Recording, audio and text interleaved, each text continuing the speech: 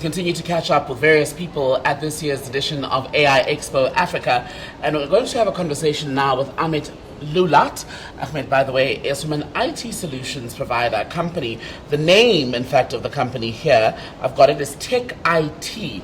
And he's going to be talking to us about how they are doing business, not just in South Africa, but as well in Zambia, Botswana, and looking to expand into the rest of the continent and ultimately possibly into the Gulf of the Middle East as well. Ahmed, good to have you on AI TV. Welcome to Expo Africa. Thank you very much. Thank you for the opportunity. How are you finding it?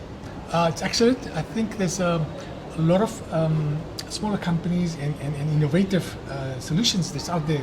So you can see that there's this innovation that's being driven by AI, and that's excellent. You see how AI is showing growth in businesses and in people and their thinking, youth, as well as in education. I feel it's brilliant how it's moving. And what stood out for you in terms of things that are perhaps relevant to your industry?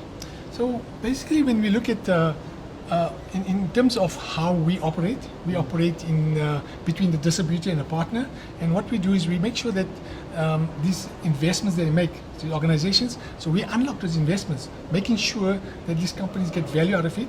And for example, if you're looking at just a Microsoft Tech designation, we help them fast track the designation so that they can unlock the investment, they can get the incentives back from the vendors as well, so then they can have the marketing events, they can help their customers fast track their solutions as well. So it's a lot to do, so I want us to sort of go through it bit by bit. When you talk about unlocking investment, what does that mean in practical terms? So when an organization invests in technology, right, and it could be AI, it could be a Microsoft platform, it could be Google, AWS, the fact is that they bought this technology and they're trying to implement it in the environments, and they may not have the skills or the capability. And what we do is we come in, because we have expertise in IT, we come in from an enterprise architecture background, and we help them navigate this journey to make sure that they unlock that investment and they get the value out of it. And what do you think often people are perhaps not aware or able? You've touched on why you think they're not able sometimes to unlock the value. Is it a lack of knowledge?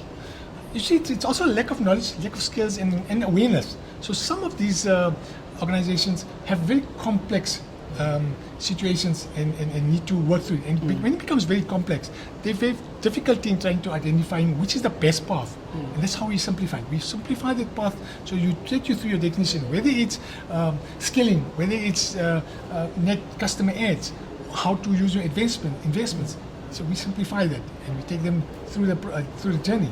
And then the size of the business, are you finding that the trend is the same across the small, the medium, and perhaps the bigger enterprises? So I think in the enterprise, they don't have, they do have challenges, but because the enterprises have their own solution architects, they have their own, I call it specialist engineers and whatever, so they thrive. But when you look at the small business, the SMB market, you realize that they may not have the capability, they may not have the investments, they may not have the skills that will help them. So then they don't invest in those things. So what we do is we come in with our skills and we take them on the journey. And to what extent does perhaps underestimating the value of services like what you provide, do you think, play into that lack of action, but also their struggle to grow? Because when you talk about smaller enterprises, growth becomes a problem, and that's why we see a lot of them die out, in fact, in the first few years of inception. Correct. So what happens is, how we identify that is that these small organizations, right, they want to succeed, right? But they may not have the capability, they may not have the skills, and what we do is we come in with this enterprise architecture background, and we water it down to the SMB. So what we do is we use that to say, we are doing an assessment of your company, we understand where's the business value. So it's making sure that IT is an enabler to your business. And that's how we make sure that you get the value, because the business owner, the CIO, CEO, or the founder must understand or knows his business and where does his IT spend go? Because if he realizes that the IT spend is too much in this particular area, or he needs to spend here to grow his business, we assist in those things. And one of the other things we do is, so it's enterprise architecture. We also look at immersive learning. So you must remember in the immersive learning space there, these companies need to have skills or they need to learn something, whether it's safety, whether it's cybersecurity, whatever. We bring that immersive experience into the play and we showcase this where the skilling is much more faster. And cybersecurity, a huge talking point as always when we gather as we're doing this year. Where do we need to go in order to improve that? So first thing first, if you look at cybersecurity, in that space there's 4 million jobs worldwide available. So it's a huge shortage of skills, right? And that's scary, because if you look at how the enterprises, they take security seriously because they have the capability, they have the skills. But the SMB may not be aware of what's the risks in cybersecurity. For example, using public domains or public passwords, Wi-Fi passwords, and that easily can be breached. And then you're putting your sensitive information into ChatGPT. You're not containing it. That's a huge risk.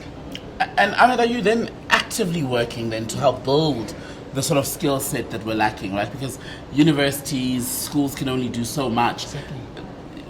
A friend of mine always says what you learn in the classroom will never beat on-the-job experience. Exactly.